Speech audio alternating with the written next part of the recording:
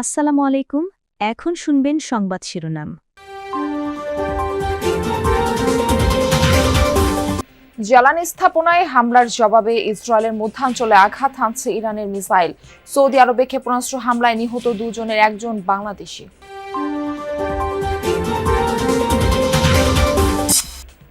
চট্টগ্রামের জঙ্গল সলিমপুরে অপরাধীদের অভয়ারণ্য উচ্ছেদে চলছে বিশেষ অভিযান। অংশ নিয়েছেন আইন শৃঙ্খলা বাহিনীর কয়েক হাজার সদস্য। রেশনিং এর তেলের জন্য ফিলিং স্টেশনগুলোতে রাতভর গ্রাহকদের অপেক্ষা। যশোর ও সুনামগঞ্জে অবৈধ মজুদ ৬,০০০ লিটার জ্বালানি জব্দ।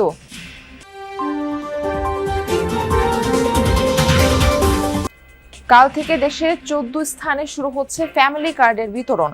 মালিকানায় থাকবেন পরিবারের নারী প্রধানরা। পর্যায়ক্রমে দেয়া হবে সারা দেশে। এতক্ষণ শুনছিলেন সংবাদ শিরোনাম, এখন শুনবেন বিস্তারিত। ইরান জুড়ে অব্যাহত যুক্তরাষ্ট্র ইসরায়েল যৌথ বাহিনীর অভিযান। রাজধানী তেহরান সহ বিভিন্ন শহরে চলছে মুহুর্মুহু হামলা। রাতভর হামলায় টার্গেট করা হয় ইরানের রেভলিউশনারি গার্ডের আরও বেশ কয়েকজন শীর্ষ নেতাকে। ইস্পাহানে আইআরজিসির সিনিয়র নেতা আলী হাশেমির মৃত্যু হয়েছে বলে দাবি ইসরায়েলের। অঞ্চলটিতে বিপ্লবী গার্ডের ডেপুটি কমান্ডার ছিলেন তিনি। নিহত আয়াতুল্লাহ আলী খামেনির আরও এক সহযোগীকে তেহরানে হত্যা করা হয়েছে বলে দাবি করা হয়। অন্যদিকে লেবাননের বৈরুতে একটি হোটেলেও মৃত্যু হয়েছে ৫ জনের।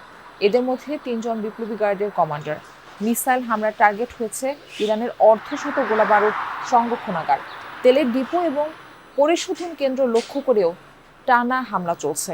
বিস্ফোরণের আওয়াজ পাওয়া গেছে তাবরিজ, ইস্পাহান বন্দর, আব্বাস, আহওয়াজ, ইয়াজাত সহ অনেক অঞ্চলে। পাল্টা জবাব দিয়ে যাচ্ছে ইরানও। ইসরায়েল সহ মধ্যপ্রাচ্যের মার্কিন মিত্র বিভিন্ন দেশ লক্ষ্য করে একের পর এক মিসাইল নিক্ষেপ করছে আইআরজিসি। হামলা চালিয়েছে কুয়েতের মার্কিন ঘাঁটিতে। ক্ষয়ক্ষতি সম্পর্কে জানা যায়নি। বড় ধরনের হামলা হয়েছে ইসরায়েলের মধ্যাঞ্চলে। ক্ষতিগ্রস্ত হয়েছে ভবন, রাস্তাঘাট, গাড়ি। টানা সাইরেন বাজতে শোনা গেছে তেল আবিব সহ বিভিন্ন শহরে। ২৪ ঘন্টায় আহত হয়েছে কমপক্ষে ১৫৭ জন।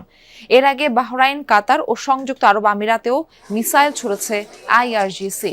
সৌদি আরবে হামলায় প্রাণ হারিয়েছে এক বাংলাদেশি সহ ২ জন। ইরানের গুরুত্বপূর্ণ অবকাঠামোয় হামলার জবাবে চরম প্রতিশোধের হুমকি দিয়েছেন দেশটির পার্লামেন্টের স্পিকার মোহাম্মদ বাঘের গালিবাফ। বলেন, শত্রুপক্ষ যে দেশ থেকেই হামলা করুক অবিলম্বে মিলবে একই রকম জবাব। তেল আবিব জানিয়েছে, ইরানের হামলায় এক সপ্তাহে প্রাণ গেছে ১৩ ইসরায়েলির, আহত প্রায় ২,০০০। ইরানের সর্বোচ্চ নেতা হিসেবে আনুষ্ঠানিকভাবে মোজতাবা খামেনির নাম ঘোষণা করল দেশটির অ্যাসেম্বলি অব এক্সপার্টস। যুক্তরাষ্ট্র ইসরায়েল যৌথ হামলায় নিহত আয়াতুল্লাহ আলী খামেনির দ্বিতীয় ছেলে মোস্তফা খামেনি। চট্টগ্রামের জঙ্গল সলিমপুরে চলছে যৌথ বাহিনীর অভিযান। সেখানে অংশ নিয়েছেন আইন শৃঙ্খলা বাহিনীর কয়েক হাজার সদস্য। ভোরের আলো ফোটার সাথে সাথেই চট্টগ্রামের জঙ্গল সলিমপুরে কয়েক হাজার আইন শৃঙ্খলা রক্ষাকারী বাহিনীর সদস্যরা তাদের অভিযান শুরু করে। আমার ঠিক পেছনেই আপনারা পুলিশ, র্যাব তাদের উপস্থিতি দেখতে পাচ্ছেন এবং এখানে আমরা বেশ কিছু বিশেষায়িত ইউনিট দেখেছি।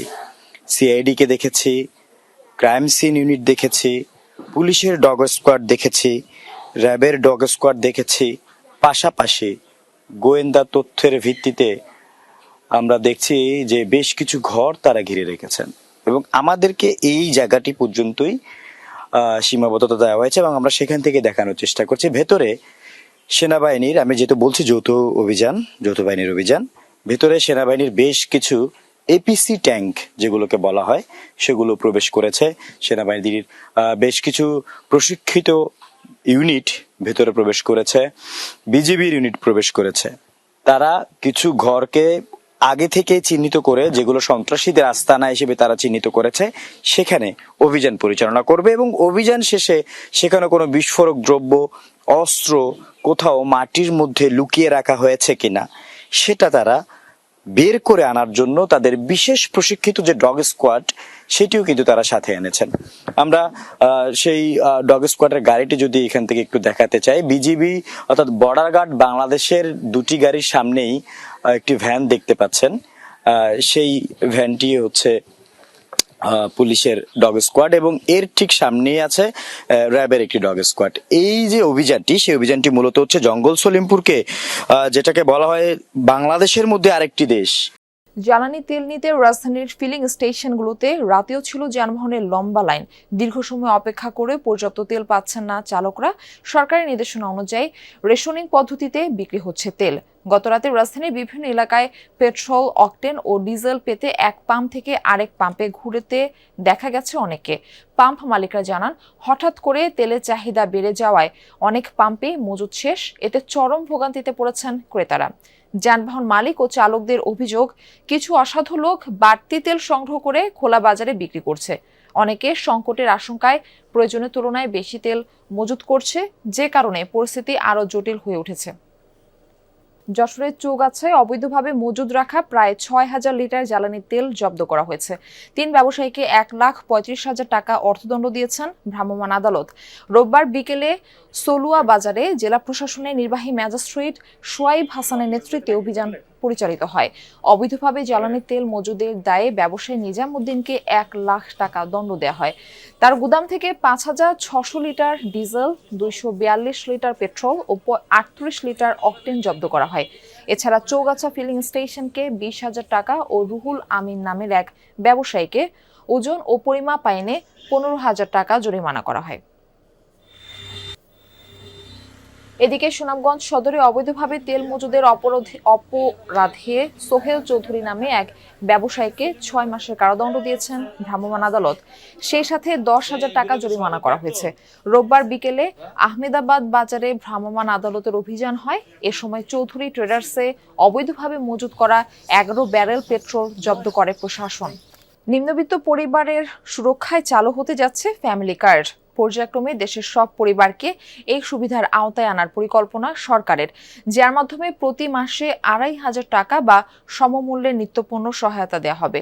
পরিবারের মা বা নারী প্রধানের নামে ইস্যু করা এই কার্ডে বাড়বে নারীর ক্ষমতায়ন। পাইলট প্রকল্পে ১৪ স্থানে প্রথম ধাপে কার্ড পাবে ৪০,০০০ পরিবার।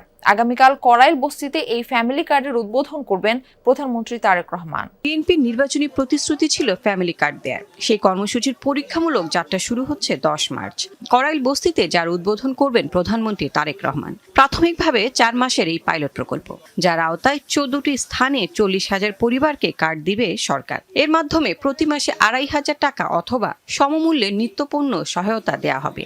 এই ঘোষণা প্রান্তিক হতদরিদ্র পরিবারগুলোয় খানিক আশার সঞ্চার করছে। ফ্যামিলি কার্ডের মাধ্যমে নারীর ক্ষমতায়ন নিশ্চিত হবে। সিদ্ধান্ত গ্রহণ সহ সবকিছুতে পরিবারে নারীর ভূমিকা বৃদ্ধি পাবে, এমনটাই প্রত্যাশা সরকারের।